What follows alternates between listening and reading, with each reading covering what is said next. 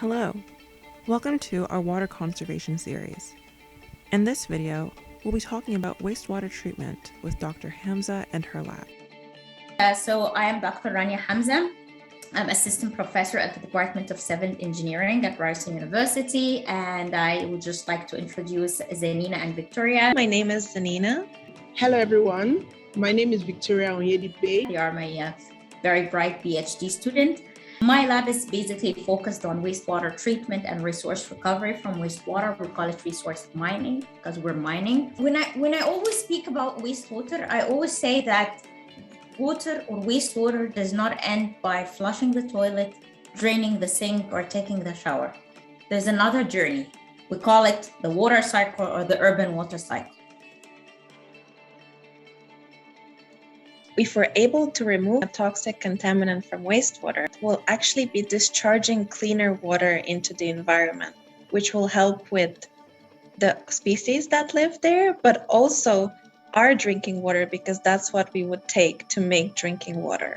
Think of it this way. Things go back to Lake Ontario. Things go back to the Great Lakes, which are also the drinking water sources.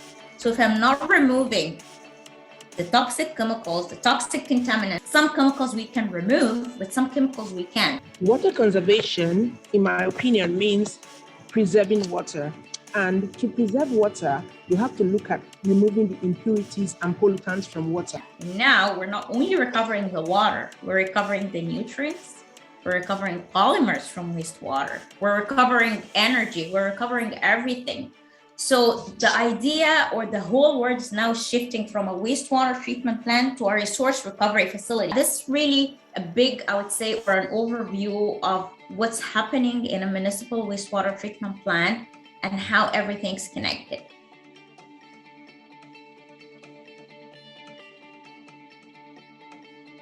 Climate change affects treatment and treatment affects climate change.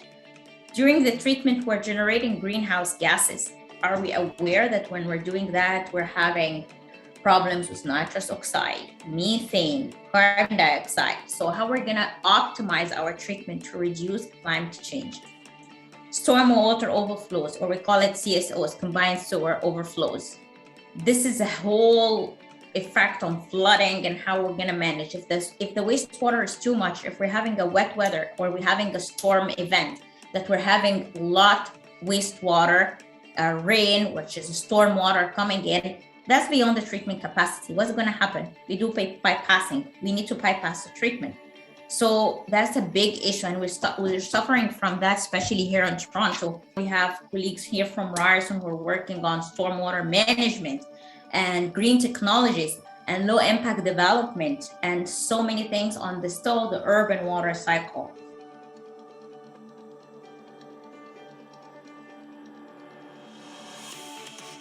People don't really know that much and don't know that the human activities that we have right now are disrupting nature's balance.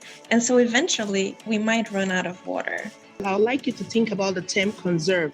Conserve means to preserve, to take care of. So water conservation means how can we use water in a sustainable way? Meaning, how can we use water and not waste water? Because this water is actually limited in quantity.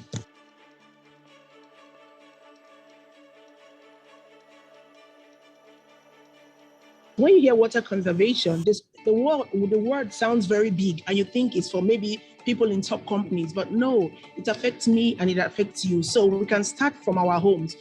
We don't really know how much water goes into the products that we use. So every time you eat something or you buy clothes or you buy some new appliance, actually water goes into the process of making that thing. And so you can start with being a little bit mindful of what you buy and thinking if you really need this new shiny thing or if you can still use your old one a little bit more.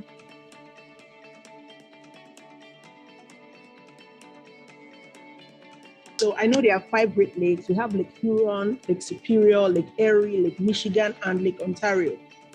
Do you know that of these 5 Great Lakes, Lake Superior is the deepest? And the deepest part of Lake Superior is about 1,300 feet.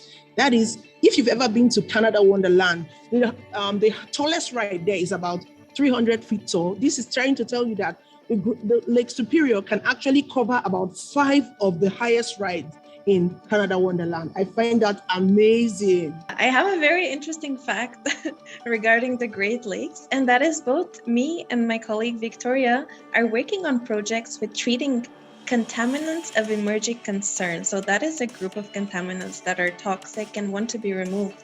And actually, the US EPA agency is doing a huge project on trying to see how these toxic pollutants are actually affecting the species that live in the Great Lakes and see what we can learn from that. I'm not sure if anybody is a fan of hockey. So this is an American hockey team called the Cleveland Monsters. They were named after the monster that has believed to be in the Lake Erie, which is, they call it Bessie, which rhymes with Nessie, the one in Scotland. And they have been seeing it. It's a snake-headed monster that is believed to be living in Lake Erie, something like 25 to 30 feet, 1 foot wide. Then in the last 3 decades, they've been spotting it so many times. So the hockey team Bessie is named after the Bessie of Lake Erie, or the Lake Erie monster. Thank you, Dr. Hamza, Victoria, and Zanina.